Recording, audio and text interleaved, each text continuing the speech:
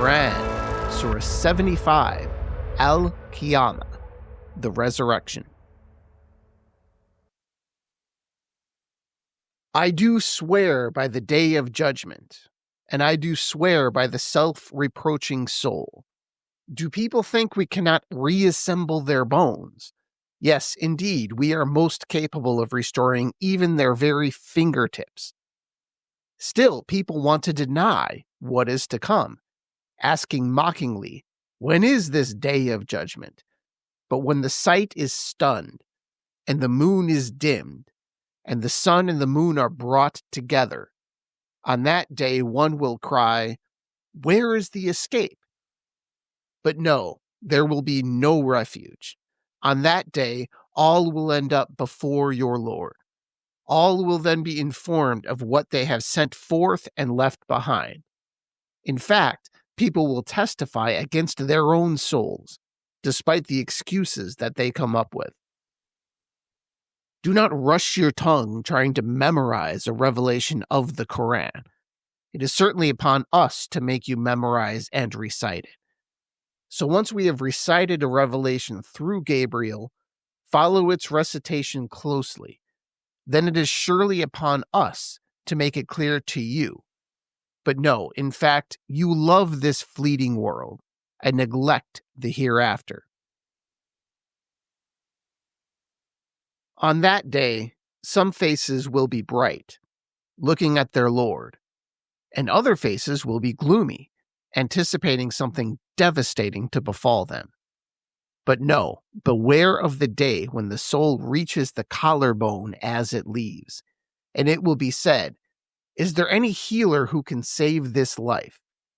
And the dying person realizes it is their time to depart, and then their feet are tied together in a shroud. On that day, they will be driven to your Lord alone. This denier neither believed nor prayed, but persisted in denial and turned away, then went to their own people, walking boastfully. Woe to you, and more woe. Again, woe to you, and even more woe. Do people think that they will be left without purpose? Were they not once a sperm drop emitted, and then they became a clinging clot, and then he developed and perfected their form, producing it both sexes, male and female? Is such a creator unable to bring the dead back to life? And now the Arabic, as recited by Saad El-Ghamdi. بسم الله الرحمن الرحيم لا أقسم بيوم القيامة ولا أقسم بالنفس اللوامة أيحسب الإنسان أن لن نجمع عظامه بلى قادرين على أن نسوي بنانه بل يريد الإنسان ليفجر أمامه يسأل أيان يوم القيامة فإذا برق البصر وخسف القمر وجمع الشمس والقمر يقول الإنسان يومئذ أين المفر كلا لا وزر إلى ربك يومئذ المستقر ينبأ الإنسان يومئذ بما قدم وأخر بل الإنسان على نفسه بصيرة ولو ألقى معاذيره لا تحرك به لسانك لتعجل به إن علينا جمعه وقرآنه فإذا قرأناه فاتبع قرآنه ثم إن علينا بيانه كلا بل تحبون العاجلة وتذرون الآخرة وجوه يومئذ ناظرة إلى ربها ناظرة ووجوه يومئذ باسرة تظن أن يفعل بها فاقرة كلا إذا بلغت التراقي وقيل من راق وظن أنه الفراق والتفت الساق بالساق إلى ربك يومئذ المساق فلا صدق ولا صلى ولكن كذب وتولى ثم ذهب إلى أهله يتمطى أولى لك فأولى ثم أولى لك فأولى أيحسب الإنسان أن يترك سدى ألم يك نطفة من مني يمنى ثم كان علقة فخلق فسوى فجعل منه الزوجين الذكر والأنثى أليس ذلك بقادر على أن يحيي الموتى. This surah gets straight to the point, thus the name given to it, the resurrection. Now, this is one of the many surahs that is trying to shake Muhammad's society out of their pagan paradigm and advancing this idea, which is critical, indispensable really, to Islam. This idea that you will be held accountable for what you do. So when you die, that's not the end. And it's not a clean break from life either. In reality, there is a continuity that you are not seeing and a hidden truth you do not yet understand. Things are not only as they seem. So the things that you thought would be eternal, like the sun, will actually disappear. And the things that you thought were dead will be raised back to life.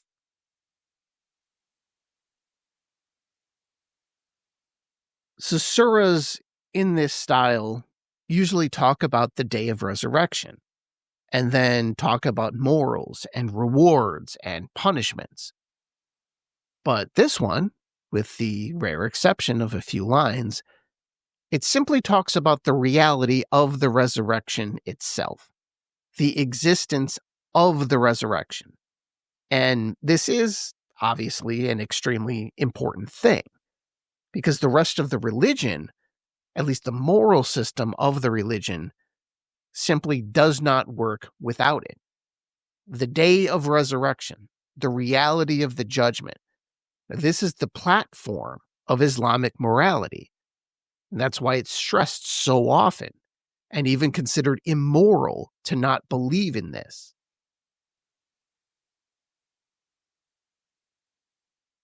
And that assertion, this idea that not believing in this thing is in itself immoral, it sounds odd to some modern ears. But again, if you look at the thing in totality about what it represents, it's not odd at all. Because there is a belief about humanity and morality at the core of all of this. Belief in the resurrection is intertwined, and not just with some metaphysical claim about eternity, as a religious doctrine that has to be accepted, but with morality itself, with goodness itself. You can't separate the two. It's in the Islamic model of mankind, the theory of humans. Because the assumption here is that, as a general rule, a person cannot and will not be good unless he believes that he will be called to account. Now, this is why it is such a big deal that people do not believe in the final judgment, because it pretty much by default, in this paradigm, it just makes them a bad person, because it is believed that one cannot and will not be good unless he believes that he will be called to account, that he will have to answer for all the things that he has done or hasn't done. And again, this sounds odd and maybe even distasteful to some people in the modern world that we live in. But really, it's actually quite logical when you make an honest account of humanity and what we are and what we're capable of. And it can be particularly revealing and visceral when you look at yourself, like, seriously, honestly. Now, this is something Christians are actually very good at. If you're a Christian and you insist on the need for a redeemer, you do have to look long, hard, and honestly about the things in yourself that need redeeming. And if you go through this process and somehow you don't see anything, well, something's wrong. Now, maybe you're just very young. I guess that's not a fault in and of itself. That's a pretty good excuse. Or you're not being honest, or you're being arrogant, or just generally delusional about your inner life and what you are really capable of.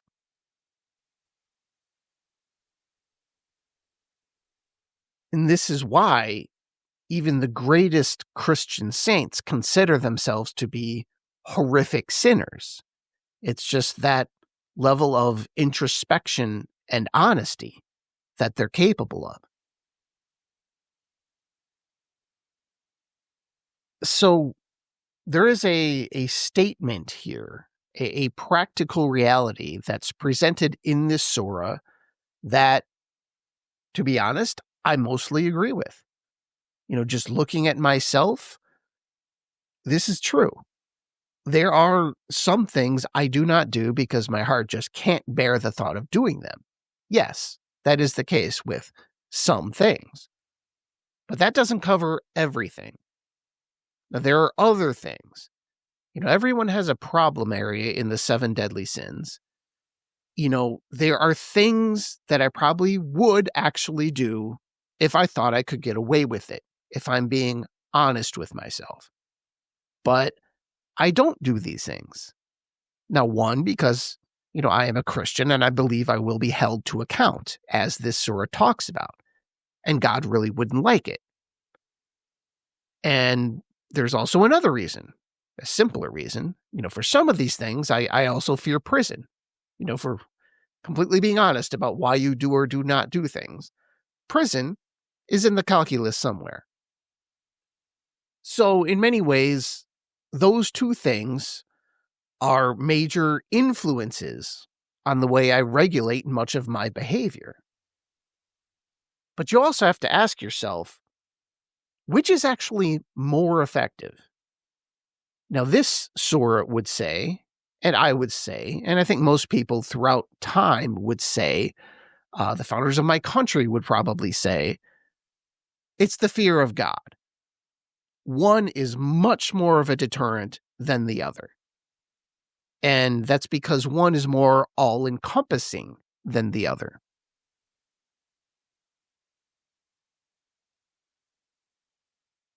Now, I might get away with a crime on earth, but not with God. God does not botch investigations.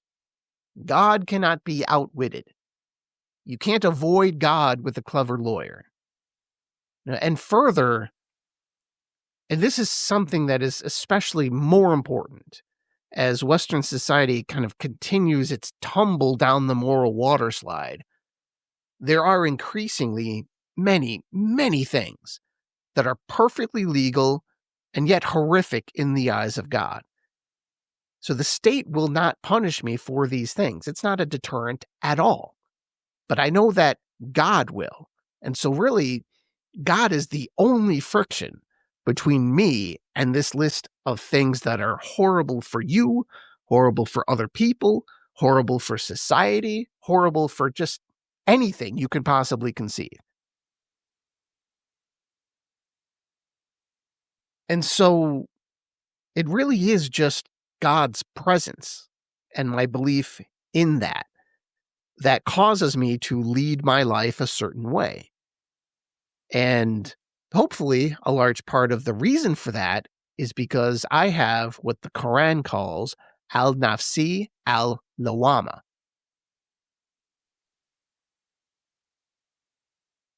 This is the term used in line 2 of this surah, and it's usually translated as self-accusing or self-reproaching.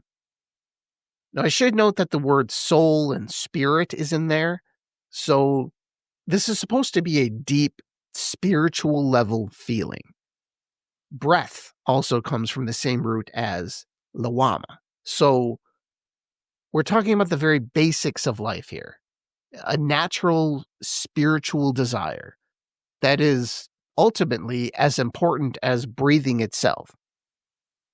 Now, this is similar to natural law, the idea that there are some things you should probably know are wrong, even if you have not been told. Al-Nafsi al-Lawama is the inborn, natural feeling of abhorrence for sin and a belief that you will be held accountable for that sin. An inherent, natural knowledge. It's kind of like a child who does something wrong and is just overcome with guilt. But as we also know, this doesn't always happen. What if the child did not feel guilt? What if the child does not fear punishment and was able to override the natural al-nafsi al-wama, say, through different things, but through arrogance or delusion, by denying that natural feeling and just kind of putting it to the side, or maybe just saying, well, that's actually something else.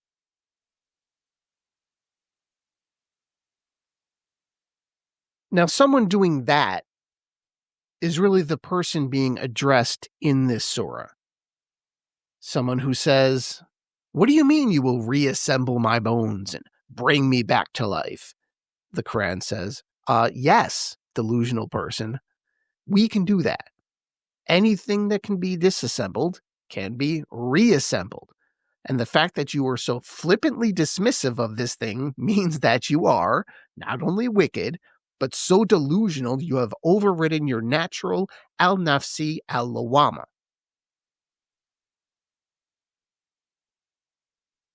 And there may be various reasons for that, arrogance being the worst one, but also recency and immediacy bias. This is actually mentioned in lines 20 and 21. This idea that sometimes people just are so caught up in the present and they can get tunnel vision to an extreme. That's why the Quran tells us here, but no, in fact, you love this fleeting world and neglect the hereafter.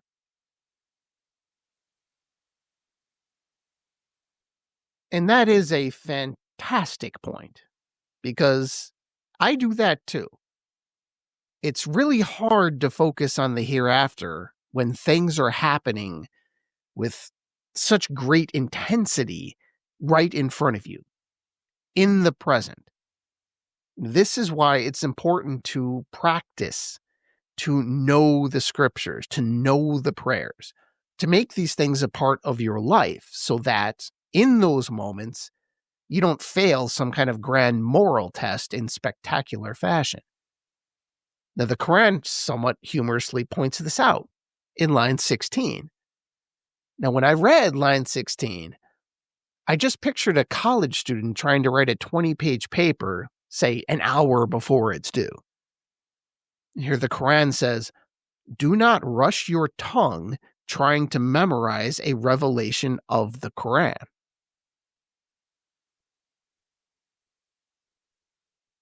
This is talking about a hypothetical person who just hit the moment of judgment, and now that person decides, all right, time to learn some scripture. But it will be too late by then. That is a major warning being given here. And it's actually pretty similar to most Christian theories of the moment of death, that this is when you have either chosen God or not chosen God.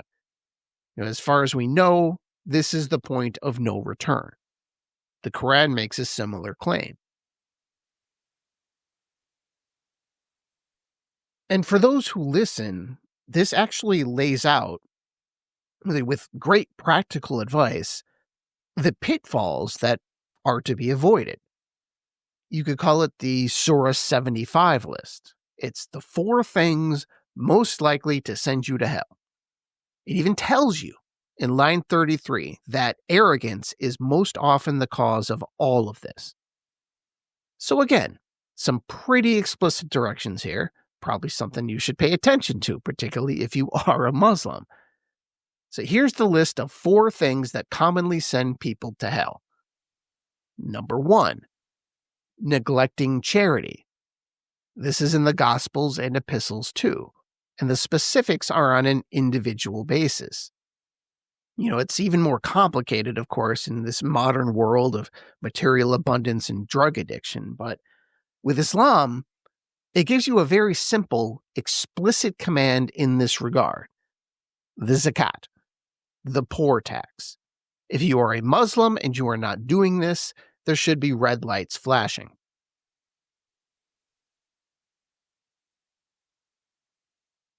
Number 2, neglecting prayer. Any Christian clergyman will tell you that serious prayer and serious sin cannot coexist. And any Muslim clergyman will tell you that serious prayer and serious sin cannot coexist. Because, for the most part, it's true. Particularly when it comes to premeditated sin. And that's usually the big stuff. The big stuff usually requires planning. And you simply cannot plan major sin when you're praying 5 times a day. Nothing ever gets off the ground. I've experienced this personally, and many of my wicked schemes have actually been foiled by regular prayer. And each faith seems to have settled on a version of the 5 times a day thing, be it the Christian liturgy of the hours or the regular Muslim daily prayers. Now that's number 2. And the first 2, particularly for Muslims, are simple. They are wildly uncomplicated. But that ends here with the second half of the list.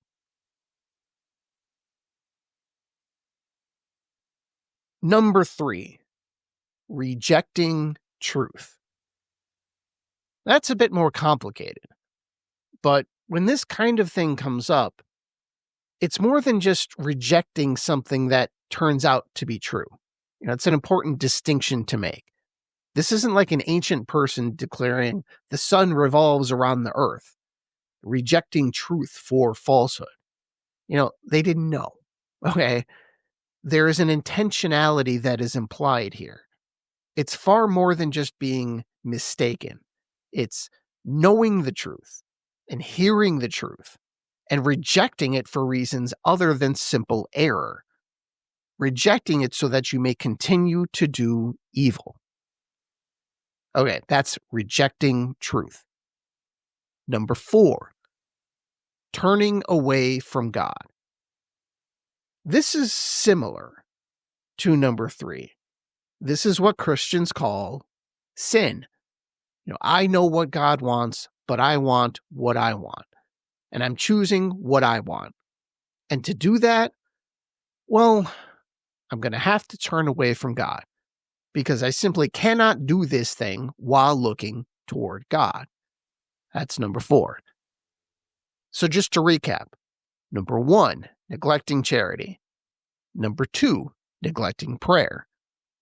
Number 3, rejecting truth. And number 4, turning away from God.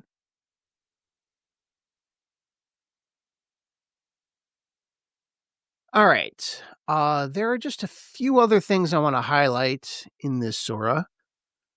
Let's go to the very, very last line. It's line 40. It says, "Is such a creator unable to bring the dead back to life?" Now, we've seen this before, and we'll see it again. There is an exasperation with the, let's call it, lack of imagination on behalf of the audience. What part of infinite do you not understand? What part of creator do you not understand?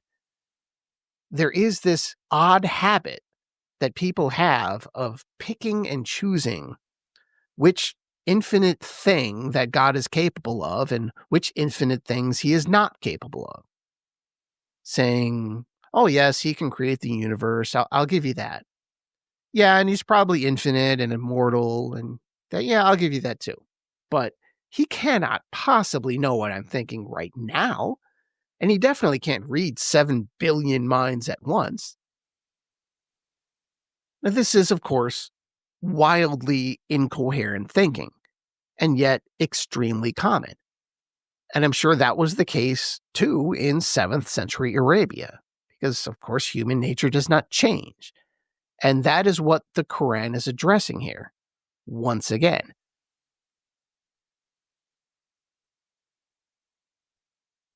Now, the last thing I want to look at is a metaphor that is used early on in this surah. You may remember this from the very beginning, very close to the beginning. It says, "But when the sight is stunned, and the moon is dimmed, and the sun and the moon are brought together." Now, these types of surahs do tend to have a lot of cosmic and or natural imagery, but they do tend to be slightly different. And I don't think we've seen this one before. And this metaphor, this imagery, it does exactly what it's intended to do, to expand the mind and make you ponder things beyond the phrases that are actually being used. I mean, that's what poetry and literature exist to do. It can throw the mind in wildly different directions. Now, in this case, you have the sun and the moon being brought together. Now, what does that mean? It's clearly in reference to what happens on the day of resurrection, but how does it relate?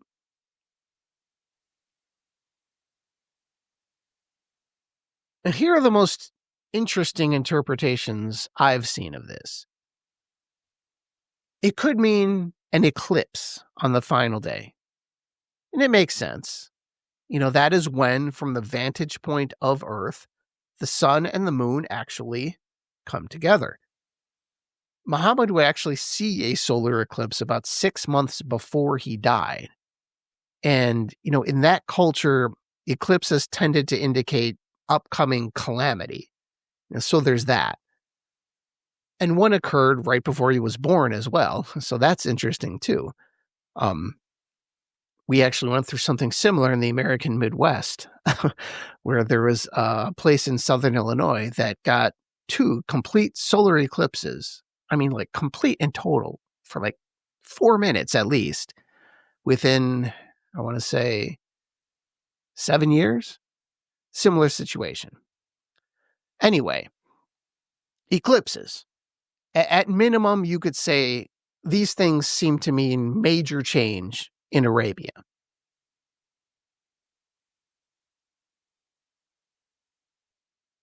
And another theory, there's also the idea that this imagery, it kind of shows the cosmos basically being sucked into one single point, kind of like a reverse Big Bang.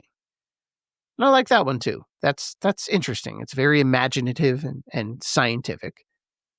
And there's another one where they say, in this surah, the sun represents God's light, and the moon represents the prophets. One is shone on, or is it shined on, whichever's correct. One is shined on by the other when they come together. And so Revelation is now over, and the new world begins. If you think about it, that's pretty fantastic too.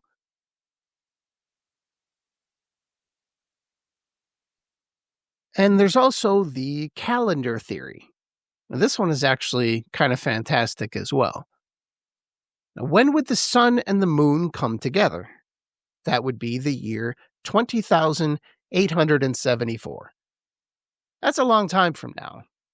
Now, why the year 20,874? That's when the Christian and Muslim calendars will be on the same year. So if the sun represents the Christian solar calendar, and the moon represents the Islamic lunar calendar, we may have a firm date for the end of the world. May 20,874. Maybe that's the case. There's no definitive date given by Muslim theologians. Obviously, Christians stress the same thing regarding the uncertainty of all that too. Predicting the end of the world is not just a fool's errand, it's improper. Because you don't know. Nobody knows. Well, God knows, obviously. But we don't know. The prophets don't know. Theologians certainly don't know. But one thing we can count on, which is the whole point of this surah, is that the end will come. The final day will come. Choose whatever metaphor you want, choose whatever circumstance you want, whatever. The day will come. And you had best be ready when the day does come, because no last-second cramming is going to save you.